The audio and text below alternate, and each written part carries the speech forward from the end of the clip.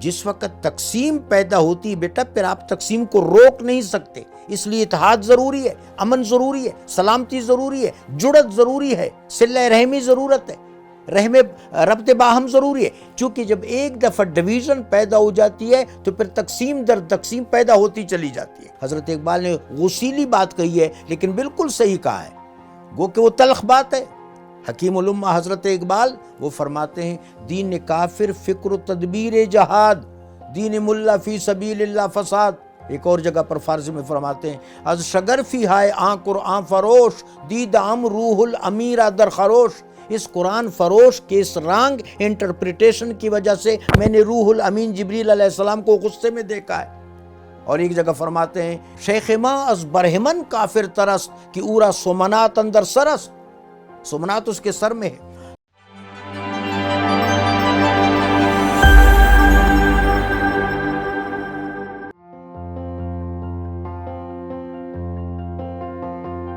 اگر ہم امت حاضرہ کے آغاز کو دیکھیں تو سب سے پہلے جو فتنہ برپا ہوا مسلمانوں کے صفوں میں وہ ناسبیت کا تھا۔ اہل بیت اطہار علیہم السلام کا تشخص کیا ہے؟ تطہیر۔ انما یرید اللہ لیذہب عنکم الرجس اہل البیت ویطہرکم تطہیرا۔ رجس اس چیز کو کہتے ہیں جو انسان کے باطن کو خراب کرتی ہے، بیٹا انسان کے باطن کو خراب کرتی ہے۔ فرمایا رجس ان کے پاس نہیں جا سکتا، رجس سے محفوظ ہے۔ اور ایک چیز رجز ہے، وہ ظاہر کو خراب کرتی ہے۔ قرآن پاک نے، فرقان حمید نے، مصدر اول نے توثیق کر دی ہے کہ یہ نفوس جو ہیں، نفوس طیبہ اہل بیت اطہار، یہ رجس سے بھی پاک ہیں، رج سے بھی پاک ہیں۔ ان کا باطن بھی کسی رج سے متاثر نہیں ہو سکتا، ان کا ظاہر بھی رج سے متاثر نہیں ہو سکتا، ہر لحاظ سے مطہر ہیں۔ یہ لیڈر ہیں، یہ قائد ہیں، یہ رہنما ہیں، ان سے تمسک کرو۔ اب کیا ہوا کہ ان کے ساتھ جو بغض پیدا ہوا وہ بغض پہلی انتہا پسندی تھی۔ آپ نے ملاحظہ کیا اس بغض نے اس دور کے معاشرے کو آپس میں متصادم کر دیا۔ اگر اہل بیت سے تمسک ہوتا، میرے آقا مولا علیہ السلام نے فرمایا ترکت فیکم ثقلان، ترکت فیکم خلیفتان، ترکت فیکم امرین ان تمسکتم بہما فلن یضلکم شیئا فہذا کتاب اللہ واہل البیت۔ میں دو خلفاء، دو امرین، دو گراں قدر چیزیں تمہارے درمیان چھوڑ رہا ہوں، اگر ان سے تمسک کرو گے تو کوئی چیز تم کو راہ حق سے بھٹکا نہیں سکے گی، وہ اللہ کی کتاب ہے اور میرے اہل بیت ہے۔ تو سب سے پہلا جو فتنہ مسلمانوں کے صفوں میں پیدا ہوا بیٹا وہ ناسبیت ہے، جنہوں نے مسلمانوں کی ایک جماعت کو ناسبیت کی طرف دھکیل دیا۔ اس کی بات آپ دیکھیں جس وقت تقسیم پیدا ہوتی ہے بیٹا پھر آپ تقسیم کو روک نہیں سکتے، اس لیے اتحاد ضروری ہے، امن ضروری ہے، سلامتی ضروری ہے، جڑت ضروری ہے، صلہ رحمی ضرورت ہے، ربط باہم ضروری ہے۔ چونکہ جب ایک دفعہ ڈویژن پیدا ہو جاتی ہے تو پھر تقسیم در تقسیم پیدا ہوتی چلی جاتی ہے۔ اس کے بعد خارجیت کا فتنہ پیدا ہو۔ بنیادی طور پر بیٹا ہمارے پاس وقت کم ہے، کبھی اس پر آپ پروگرام بنائیں۔ خارجیت کو بہت ایکسٹینسیولی ڈیفائن کرنا چاہیے، اس کے تمام خط و خال بیان کرنی چاہیے، اس مرض کی مکمل تشخیص ہونی چاہیے۔ یقین جانیں اس وقت ہم خارجیت جدیدہ کا شکار ہیں، وہ خارجیت قدیمہ تھی، وہ اپنے منطق کے انجام کو پہنچ گئی، لیکن اس وقت یہ جو ری انسٹیٹ ہو گئی ہے یہ دراصل خارجیت جدید ہے اور بالکل اسی طرح ہے۔ وہ لوگ کیا تھے؟ وہ لوگ دین کو انڈرسٹینڈ نہیں کرتے تھے، وہ انتہا پسند تھے، وہ تشدد پسند تھے۔ پہلی بات وہ دین کو سمجھتے نہیں تھے، جس طرح دین کے سمجھنے کا حق ہے وہ نہیں سمجھتے تھے۔ یہ ان کی پہلی خامی، پہلی ڈسکریپنسی، بہت بڑی ان کی ویکنس، خطرناک کمزوری۔ دوسری خطرناک کمزوری انتہا پسندی کی طرف مائل ہو گئے تھے، اور تیسری کہ انہوں نے جہاد کی غلط تشریح کی تھی۔ جہاد کی جو غلط تشریح ہے، جہاد غزوہ بدر ہے، جہاد غزوہ احد ہے، جہاد غزوہ احزاب ہے، جہاد غزوہ خیبر ہے۔ یعنی میرے آقا و مولا علیہ السلام کی سرپرستی میں، ولا میں، اور میرے آقا و مولا علیہ السلام کی ولولہ انگیز رہنمائی میں جو غزوات ہوئے وہ جہاد ہے۔ وہ کس لیے ہیں؟ بحالی امن کے لیے ہیں، دفع شر کے لیے ہیں۔ دو مقاصد تھے، مظلوم کی حمایت، ایک مقصد کہ دفع ظلم ہو، ظلم دفع ہو جائے، ظلم ختم ہو جائے تاکہ انسان مامون ہو جائے، محفوظ ہو جائے، شر ختم ہو جائے تاکہ انسانی معاشرے میں خیر آ جائے، اور اس طرح یہ انسانی معاشرہ شر سے محفوظ ہو جائے۔ لیکن ہم نے جہاد کو فساد بنا دیا ہے۔ آپ دیکھیں حضرت اقبال نے غسیلی بات کہی ہے لیکن بالکل صحیح کہا ہے، گو کہ وہ تلخ بات ہے۔ حکیم الامہ حضرت اقبال وہ فرماتے ہیں دین کافر فکر و تدبیر جہاد، دین ملا فی سبیل اللہ فساد۔ ایک اور جگہ پر فارسی میں فرماتے ہیں از شگرفی ہائے آن قرآن فروش دیدام روح الامیرہ در خروش۔ اس قرآن فروش کے اس رانگ انٹرپریٹیشن کی وجہ سے میں نے روح الامین جبریل علیہ السلام کو غصے میں دیکھا ہے۔ اور ایک جگہ فرماتے ہیں شیخ ماں از برہمن کافر ترست کہ اورا سمنات اندر سرست، سمنات اس کے سر میں ہے۔ تو یہ خارجیت کیا ہے؟ خارجیت فساد کا دوسرا نام ہے۔ خارجیت کہاں سے پھوٹتی ہے؟ کم فہمی سے، انتہا پسندی سے، شدت سے۔ یہ مرض ہے جو کسی زمانے میں تھا اور مسلمانوں کو بے تحاشا نقصان پہنچایا۔ بدقسمتی سے یہ شجر خبیثہ آج دوبارہ برآور ہو گیا ہے اور اس کا زہر زقوم مسلم معاشرے میں اور انسانی معاشرے میں پھیل رہا ہے۔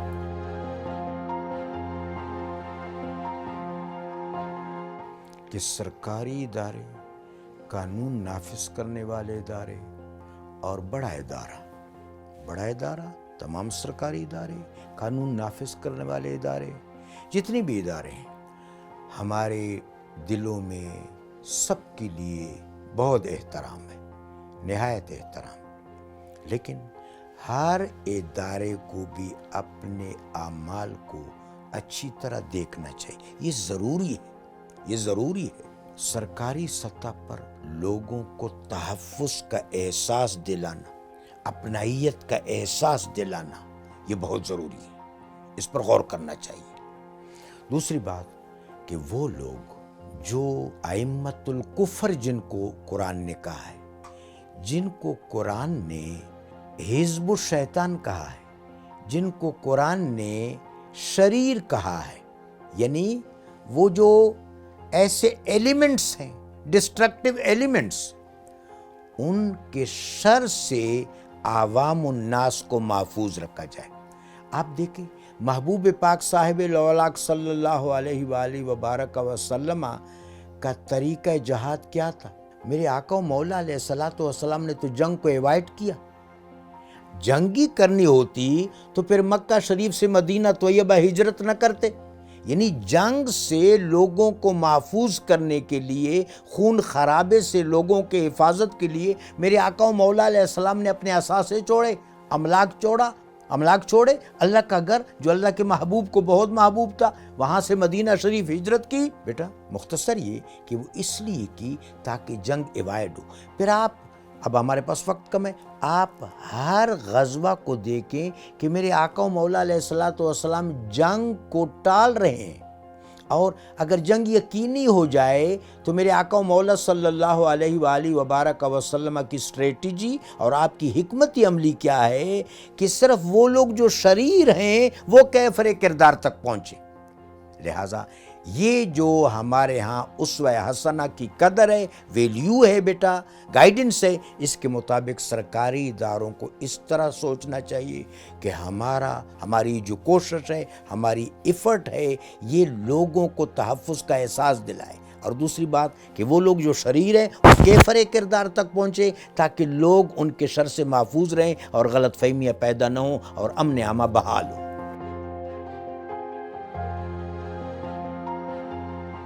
تصوف کیا ہے بیٹا؟ جب تصوف کے بارے میں ریمارکس دیتے ہیں، علم حاضر سے ہے دین زار و زبوں، حضرت اقبال نے کیا خوب فرمایا۔